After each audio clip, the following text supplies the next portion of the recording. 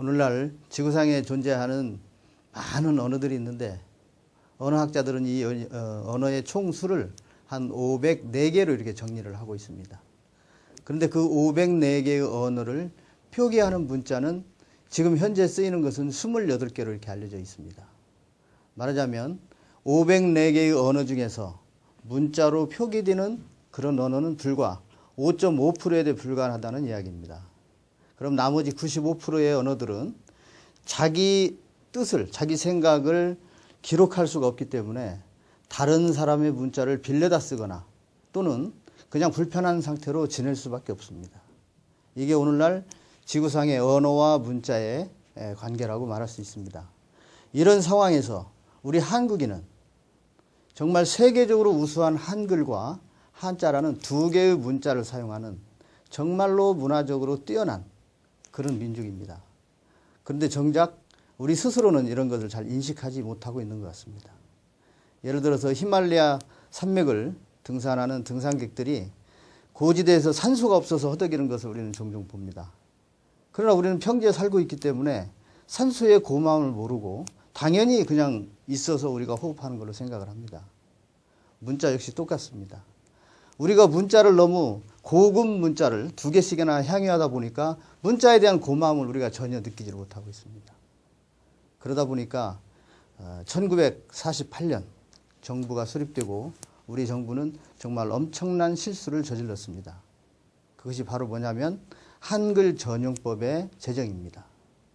한글 전용법이라는 게 뭡니까? 우리가 한자와 한글 두 개의 문자를 쓰는 그런 문자 생활에서 한자를 쓰지 말자는 법입니다. 이렇게 한글 전용법이 통과되니까 우리 아이들의 교과서에서 한자가 퇴출되기 시작했습니다. 신문에서 한자가 퇴출되기 시작했습니다. 공문서에서 한자가 퇴출되기 시작했습니다. 말하자면 우리 생활에서 점차 한자가 사라지게 된 것입니다. 그런데 우리 스스로를 한번 가만히 생각을 해봅시다. 우리말의 80%가 한자어입니다. 더군다나 아이들이 학교에서 배우는 학습 용어의 대부분이 한자어입니다. 이런 한자어를 가르치지 않고 쓰지 않고 어떻게 아이들이 제대로 학습할 수 있으며 어떻게 국민들이 의사소통이 가능합니까? 더군다나 더 심각한 것은 우리들의 과거의 역사 기록들이 전부 한자로 되어 있습니다. 그리고 또 우리가 배우려고 하는 고전이 대부분 한자로 되어 있습니다.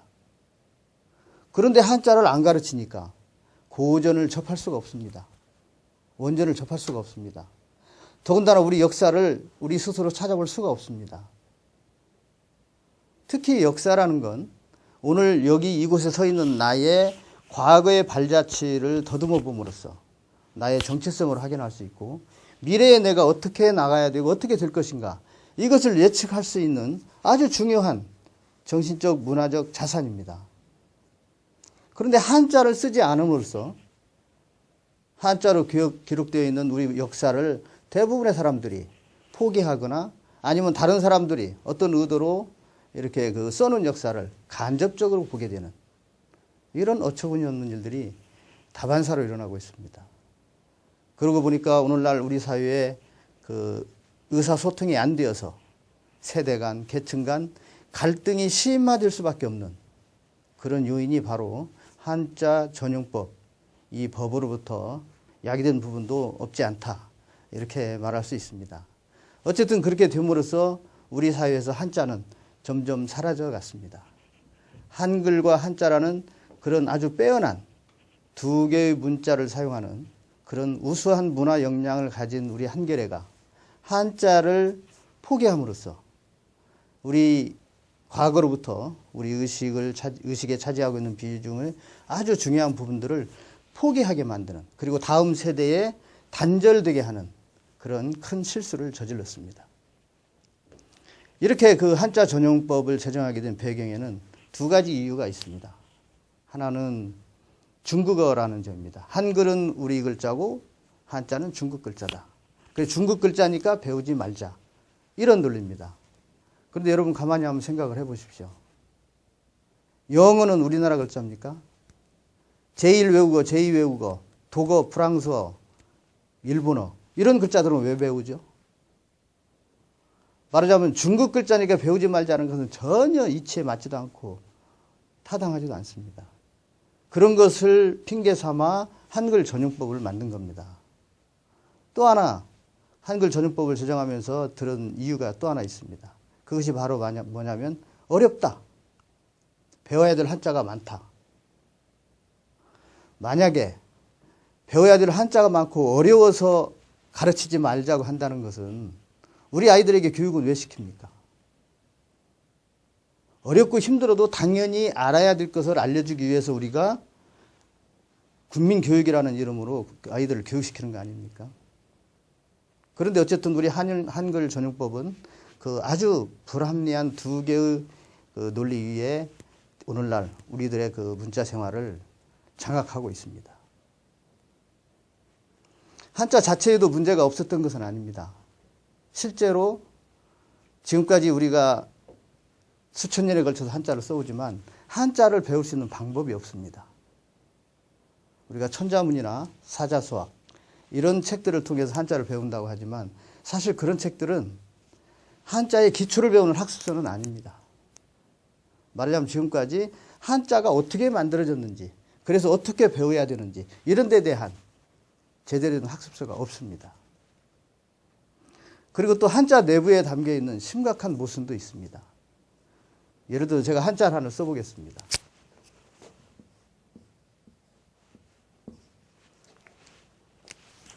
이 한자는 지금 우리가 한자를 배우는 한자 책에서는 전부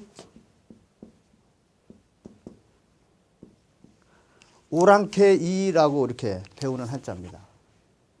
그런데 우리 동양의 특히 한민족의 고대사에 관한 책을 한 권이라도 읽어본 사람들은 이 동이라는 이 이자가 고대에 동이로 쓰였으며 동이라는 말은 바로 우리 선조들의 이름이라는 것을 금방 알게 됩니다.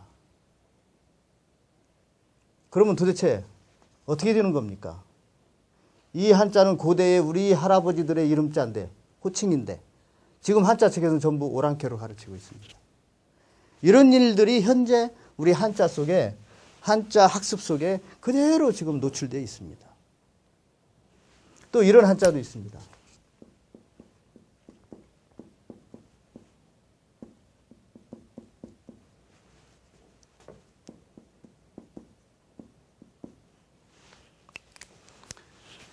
이 여자는 고울여라고 합니다. 곱다라는 뜻을 나타낸다고 이렇게 하는데 한자 자전마다 이 뒤에 뭐라고 써 있냐면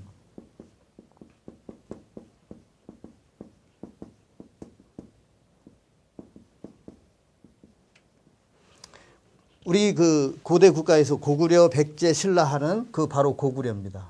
고구려라는 나라 이름으로 쓸 때는 이 한자는 리로 읽어라라고 중국 자전에 그대로 나와 있습니다. 따라서 이 한자는 려가 아니라 리로 읽어야 됩니다.